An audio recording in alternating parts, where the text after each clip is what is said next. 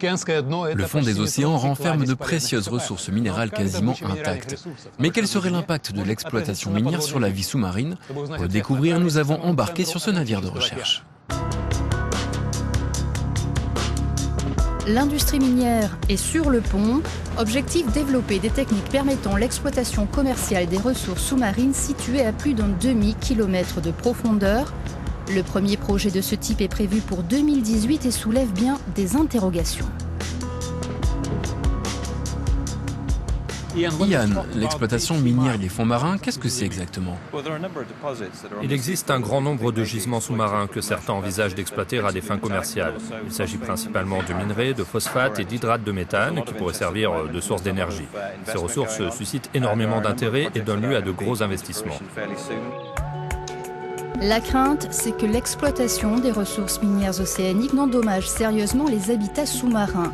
Bien sûr, il est difficile d'être catégorique car les études portant sur les écosystèmes des grands fonds sont encore peu nombreuses. Ces biologistes marins étudient notamment la façon dont les coraux réagissent à des dégradations susceptibles d'être causées par l'activité minière. Nous avons mécaniquement endommagé ce groupe de coraux, ce qui nuit gravement à toute la colonie. Cet autre échantillon a été contaminé au cuivre. La concentration en cuivre a beau ne pas être létale, elle est suffisante pour engendrer un stress physiologique à cet organisme. Les coraux abîmés ainsi que le groupe témoin sain sont ensuite chargés à bord du navire de recherche. Là, ils sont soigneusement attachés à des structures spéciales avant d'être descendus au fond de l'Atlantique.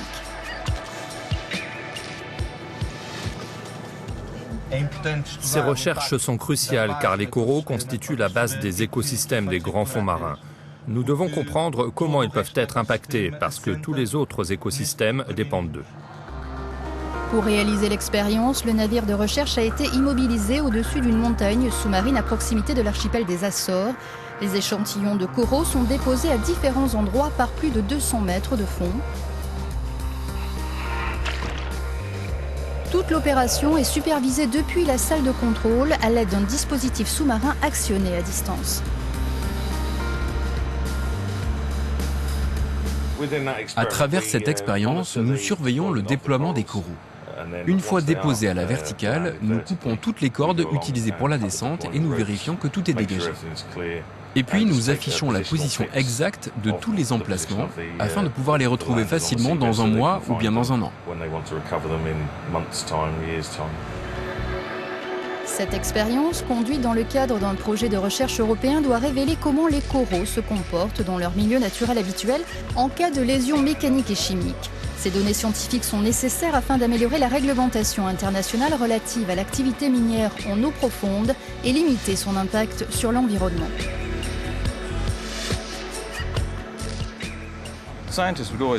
Les scientifiques veulent recueillir toujours plus de données, d'où notre présence ici sur ce bateau. Nous devons avoir une meilleure compréhension des processus et des interactions qui ont lieu au fond des océans, connaître les réactions vis-à-vis de l'activité minière et de ses effets potentiels.